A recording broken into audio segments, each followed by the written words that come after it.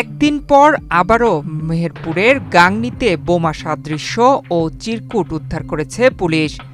এ নিয়ে উপজেলায় চলতি মাসে পঞ্চমবারের মতো বোমা সাদৃশ্য বস্তু ও চিরকুট পাওয়ার ঘটনা ঘটেছে।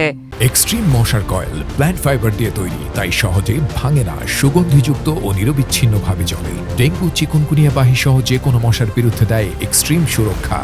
এবার মেহেরপুরের গাংনী উপজেলার চর গোয়াল গ্রামে আতিকুর রহমান হানিফের বাড়ির সামনে থেকে একটি বোমা সাদৃশ্য বস্তু ও চিরকুট উদ্ধার করেছে পুলিশ। আতিকুর রহমান হানিফ চর গোয়াল গ্রামের সদরপাড়ার বড় মসজিদ পাড়ার রিয়াজউদ্দিন মণ্ডলের ছেলে।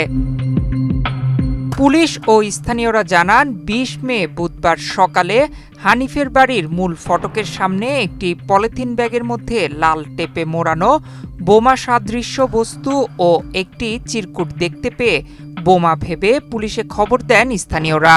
পরে পুলিশ ঘটনাস্থলে গিয়ে বস্তুটি ও চিরকুট উদ্ধার করে নিজেদের হেফাজতে নেয়। গাংনী থানার ভারপ্রাপ্ত কর্মকর্তা উত্তম কুমার দাস জানান, খবর পেয়ে পুলিশ ঘটনাস্থলে যায়। বোমা সাদৃশ্য বস্তু ও চিরকুট উদ্ধার করা হয়েছে।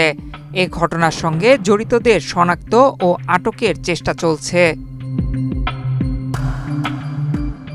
এর আগে ১৮ মে সোমবার মেহেরপুরের গাংনী উপজেলার মুদি দোকানের সামনে থেকে বোমা সাদৃশ্য বস্তু ও হুমকিমূলক চিরকুট উদ্ধার করে পুলিশ।